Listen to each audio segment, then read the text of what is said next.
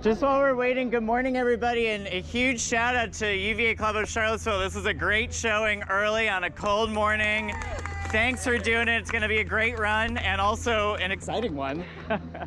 Our guest today believes the University of Virginia needs to be both great and good to achieve its future goals. To learn more, tag along with us as we run with President Jim Ryan. Come on! All right, come on. Let's go. See you back here. Thank you. Thank you. You guys, please stay on the sidewalk and let runners coming the other way pass.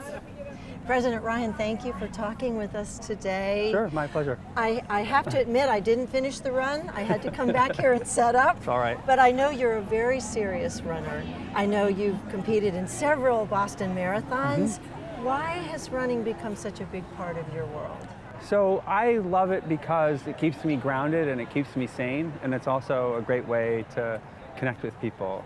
And I especially love it now because my job is pretty busy, and it's a time in the morning where I can spend time with my wife, Katie, who's an avid runner as well. But then that also leads to this. On a regular basis, you invite 50 to 100 people to run with you. Right. What inspired you to do that? So a couple of students last year pinged me and asked if I would run with them. They said it was on their bucket list. And I said, sure, show up tomorrow morning at 6:30 in front of Madison Hall and bring anyone you like. And I thought maybe 5 or 6 people would show up, and there were about 150 students, faculty, and staff. And I immediately got nervous because it was pitch black. And I thought, okay, this is not going to be safe.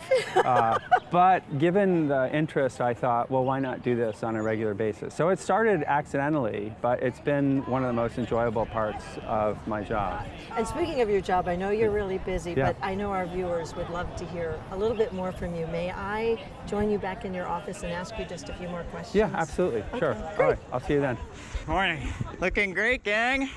President Ryan, you have a long history with UVA. Tell us about this. Oh, so I came here in 1989 as a law student, and it was here that I met my wife, Katie. She was a first-year law student as well, and also where I made lifelong friends. I graduated in 1992 and then practiced for a while, clerked for a bit, and came back in 1998 as a law professor. Had 4 kids, and then in 2013, I left to become the dean of the Harvard Graduate School of Education, and I was there for 5 years, and then came back just last year to be president. So this is my 3rd return trip. And you are a first-generation college student. I am. How would you say that has influenced your role as an educator and a leader?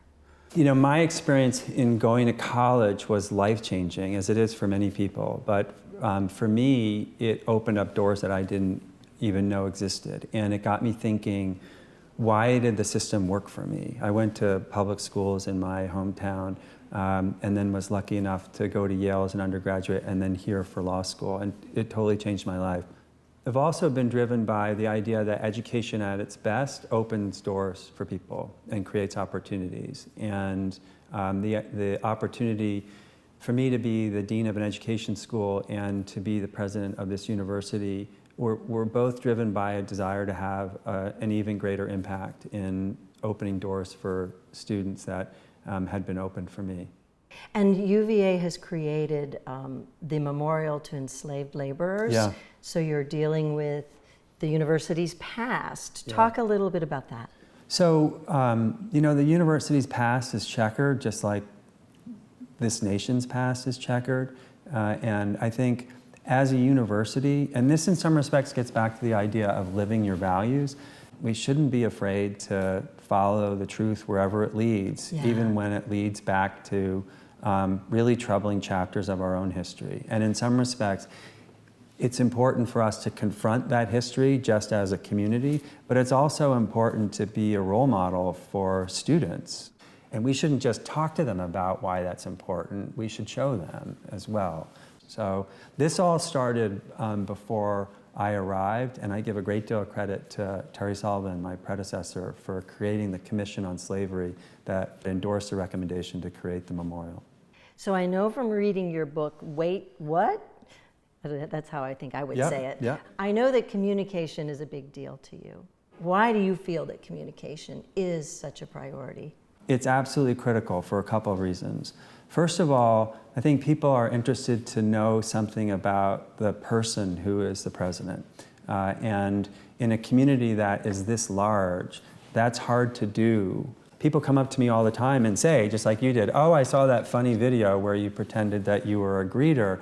And I think it helps people have a sense that, oh, okay, this person seems relatively normal, has a sense of humor. And I think that makes people feel comfortable about who the president is. I think it's also important because you're running a large institution and people want to know, well, where are we headed and what are we doing and what's going on? And your dog's not coming here, right? So I hear UVA has a new president. You hear anything about him? Not really. No? Do you know his name? Ryan. Oh, that's right, yeah. You probably don't have any much in terms of expectations or anything like that. No, you look a little bit like it. I do? Are you hoping that you'll get a chance to meet him at some point? Sure, that'd be cool. Great. Well, I'm Jim Ryan. I'm the new president. Oh! Nice to meet you. My name's Jim Ryan. All right, nice to meet you. Nice to meet you too. I'm the new president. Really? I am. Yeah. No kidding. Are you hoping to meet him at some point?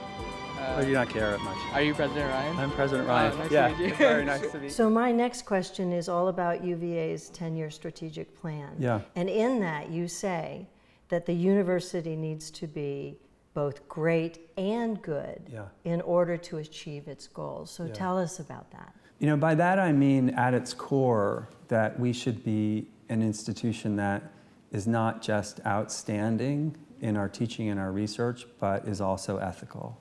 That we should be a university that is excellent, but excellent for the purpose of serving the public through our teaching and preparing students to go on and do great things, through our research and through our healthcare, and that we should be living our values every day.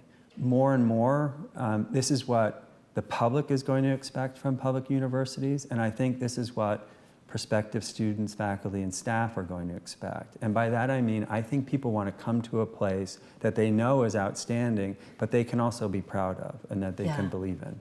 And the goals, you have 4 overarching goals Yeah. for this strategic plan. Tell us a little bit about those. Sure. So the first is strengthening our foundation, which is really about investing in our people. The second is cultivating the most vibrant community in higher education, and that is building on the strength of the student experience, but also strengthening ties with the larger Charlottesville community. Right. The third is enabling discoveries that enrich and improve lives. And then the fourth is to make UVA synonymous with service. And there are 10 initiatives, which we don't have time to talk about all of them, Yeah. but maybe highlight a few. Sure. One of them is about preparing students to be citizen leaders in the 21st century. So when this university was founded, the idea, the main mission was to prepare students to be citizen leaders. The only ones eligible at the time were white males, and luckily that has changed. But the idea of preparing our students to be citizen leaders remains. And part of that is to recognize that the 21st century involves international and global connections in a way that didn't exist 200 years ago, and we're dealing with a much more diverse world. Another one that I think would be of interest to people in the Charlottesville community is we own 14 acres that begins at the corner of Emmett and Ivy, where the old Cavalier Inn was. Right. And it gives us an opportunity to think about how do we enable people both within the university and the community to collaborate in ways that they haven't before. Well, and that leads to the UVA Working Group. And this was a group of community leaders, nonprofit, business, UVA faculty, staff, who got together and you asked them to assess the needs of the community. Yeah. And so talk about some of those results and where you are taking that research, what you're doing with that now. Yeah, they did a phenomenal job of reaching out to the community and getting feedback, and they came back with 4 priorities. I also said, please don't come back with 20 because that's going to be really difficult to tackle. And so the 4 were jobs and wages, affordable housing, healthcare, and education. Right. And in each of those 4 areas, we're putting together smaller working groups that will work on specific issues related to those topics. So we've got a working group working on the issue of how can UVA help increase the supply of affordable housing in Charlottesville, and then what can we do in the context of healthcare and education. Yeah, and that all ties in with your Good Neighbor program. Absolutely. That's one of your initiatives. That's one of the initiatives, yeah. Right. I mean, I really believe that the relationship between the university and the Charlottesville region is crucial to both. Okay, and we've talked a lot about your work, and I just want to close by talking about family, because I know family is very important to you. Yeah. What advice could you give to some of us about balancing family and work life? Because that's a struggle for a lot of people, and you have a very busy job. Yeah, I might advise against becoming president of the university. You gonna say that? No, I'm kidding. My family is incredibly important to me, and that stems back to my own parents. Their lives revolved around my sister and me, and I know how much it mattered to me, and I know how much it mattered to them. You have to be thinking about how you're going to balance family and work, not just generally, but every single day. Yeah, and I love in your book, Wait, What? Your father, when you talk to him about all of the different things that you're achieving, and even though he didn't go to college, you know, his response was, well, I guess taking you out to the ball field and throwing with you really had an influence. I mean, Yeah.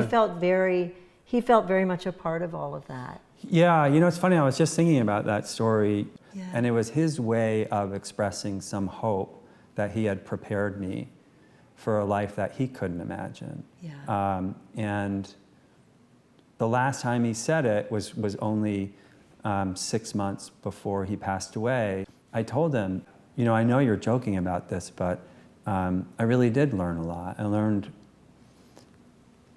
how to be as a person in the world, and even more importantly, what it means to be a good father. And I think you just have to be flexible about when you work and where you work, honestly, so that you make sure you're actually spending time with your family. And I think you also need to just take breaks every now and then. It's not just important for your family, I think it's actually important for your work as well. I mean, this is, you know, to use a running metaphor, more of a marathon than a sprint. And the key to a marathon is pacing. And I think it's true for this kind of job as well. Hang on, let me just get a picture of this guy. 81. 81.